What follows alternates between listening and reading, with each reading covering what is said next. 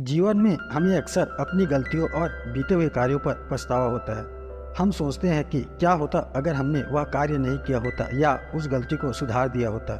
लेकिन क्या आपने कभी यह सोचा है कि बीता हुआ कल वापस लौटकर नहीं आता।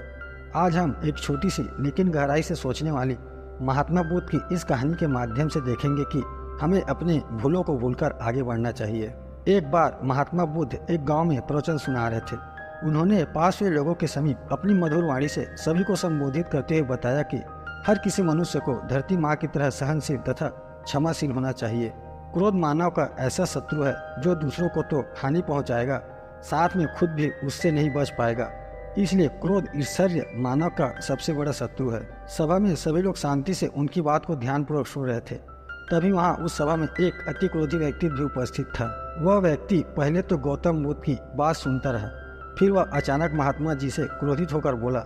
बोलते समय उसकी आंखें खून के समान लाल हो रही थी। उसने बोला कि तुम ढोंगी हो, यहाँ बैठकर लोगों को बेवकूफ़ बना रहे हो।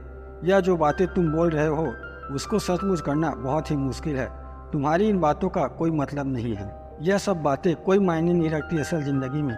कहानी सुनाना बंद करो धूर्त महात्मा, और जहाँ से आए हो वहीं चले जाओ। ऐसे कठोर वचन सुनकर भी महात्मा जी ने उस क्रोधी पुरुष का विरोध नहीं किया और न ही उसकी बातों पर कोई प्रतिक्रिया दी। वह शांत रहे और अपना काम करते रहे, जिससे वह व्यक्ति और क्रोधित हो गया और महात्मा जी के मुंह पर थूक कर चला गया। अगले दिन जब उस व्यक्ति का क्रोध शांत हुआ और उसे अपनी गलती का पछतावा हुआ, तब वह आत्मग्लानि में जलने लगा और फिर उसने सोचा कि उस महात्मा से मुझे माफी मांगनी चाहिए। वह महात्मा जी की खोज में उसी स्थान पर गया जहाँ महात्मा जी कल प्रवचन दे रहे थे, लेकिन महात्मा जी वहाँ नहीं मिले। वह तो अपने शिष्यों के साथ अन्य किसी गाँव की यात्रा पर निकल पड़े। वह पुरुष सब लोगों से महात्मा जी के बारे में पूछता पूछता उस स्थान पर पहुंच गया जहाँ की महात्मा जी प्रवचन कर रहे थे। तब उस पुरुष को महात्मा जी के शिष्यों ने उसे उनके पास जाने से रोका, लेकिन महात्मा जी ने अपने शिष्यों को आदेश दिया कि आने दो उस पुरुष को। तब वह पुरुष महात्मा जी के चरणों पर गिर गया। उनसे बोला कि मुझे क्षमा कीजिए महाराज। उसने महात्मा जी से पूछा, क्या आप भूल गए हो? मैं वही हूँ जिसने कल आपका इतना अपमान किया था।